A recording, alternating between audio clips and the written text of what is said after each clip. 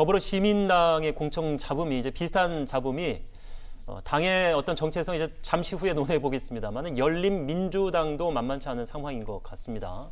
아직 발표를 못 하고 있는 것 같습니다. 정했다고는 했는데 과연 뭐 자매 형제 정당으로 봐야 될지 잠시 후에 논해 보기로 하겠고요. 1번에 이제 김진애 전 의원, 2번에 최강욱 전 청와대 공직기강 비서관, 4번에 김의겸 전 청와대 대변인 불출마를 한번 했었는데 변은 이제 국민의 부름에 응했다 이렇게 얘기를 하고 있고요. 6번에 주진영 전 한화투자증권 사장인데 이제 본인 스스로가 음주운전 이력을 밝혀서 논란이 되기도 했었고 아들은 뭐 국적 포기자라고 하죠. 8번에 황희석 전 법무부 인권국장, 조국 여러 번 공개 사과, 무죄 확신한다. 자, 손혜원 열린민주당 공천관리위원장 최소 12번까지 자신 있다. 조국 8위당이라는 지적은 말이 안 된다. 후보 중 3분의 2 이상이 조국의 유보 혹은 비판적이다.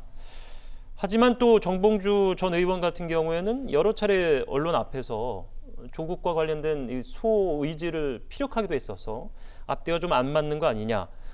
또 정봉주 전 의원 같은 경우에는 뭐 20% 뭐 몇 석 이렇게 공개적으로 자신감을 표하면서 과연 어떤 역할을 하는 당인가?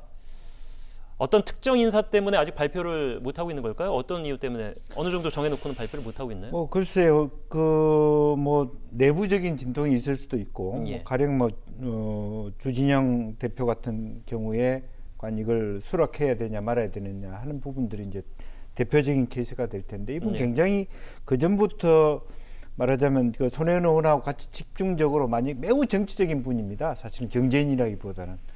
그런 부분이 있기 때문에 매우 주도하시는 분이 자기 스스로 밝힌 음주운전 전력, 실제로 일반적으로 정당에서 음주운전 전력에 대해 굉장히 요즘 강해졌지 않습니까? 네. 강해진 부분이고 자녀 국적 문제도 있고 그런 부분에 있어서 과연 내부적으로 이게 걸림돌이 되지 않느냐 되냐 그런 거 가지고 많이 다툼이 있지 않겠냐 생각이 들고요. 예. 또 실제적으로 내부 그런 논의를 거쳐서 아마 다른 부분이 될 텐데 아마 조만간 그래도 날짜가 27일이면 마감이 되니까요. 어쨌든 그 시간 내에 정리하지 않겠나 싶습니다. 예.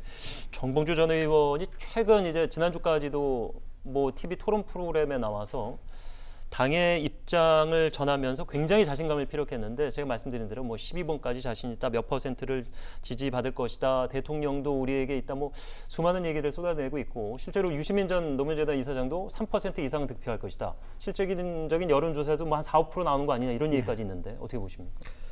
저는 4, 5 내지 5% 정도는 충분하지 않을까 이렇게 생각이 됩니다. 뭐냐 그러면 여론조사를 우리가 전적으로 신뢰할 수는 없으나 이 사람들이 가지고 있는 상징성 자체가 이제 어느 정도 확장성이 좀 있다 이렇게 봐야 되겠죠. 포함된 인원들에 대한 외연에 대한 확장은 아니더라도 내부에 진보 진영 내에 일종의 팬덤 형세를 가지고 있기 때문에 그 정도는 충분히 가능하지 않겠느냐 이렇게 생각이 듭니다. 지금 그런 점에서 본다 그러면 정봉주 의원이 언론에서 지금 제기하고 있는 여러 가지 얘기들이 그런 선명성과 팬덤에 대한 결속을 요청하는 그런 발언들을 많이 하고 있거든요.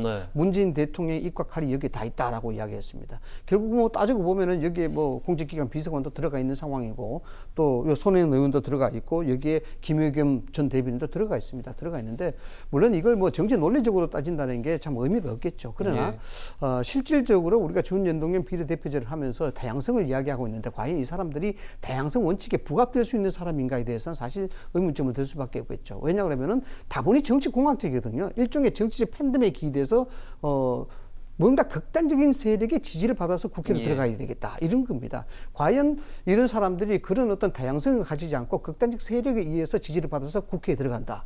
그러면 그것이 어떻게 될 것인가? 국회가 어떤 형태로 운영될 것인가? 이런 부분은 굉장히 참 우려될 수밖에 없는 그런 점이고 그런 점에서도 불구하고 지금 조국을 지지하느냐 마느냐 이걸 떠나서 일종의 문재인 대통령과 가장 측근에서 소위 수호무사들로 활동했던 사람들이니까 문재인 대통령의 지지도가 지금 소위 하향 추세가 아니고 상당히 4, 50% 후반대에 있으니까 여기에 대한 혜택은 충분하게 누릴 수 있는 그런 여지가 있다고 봐야 되죠.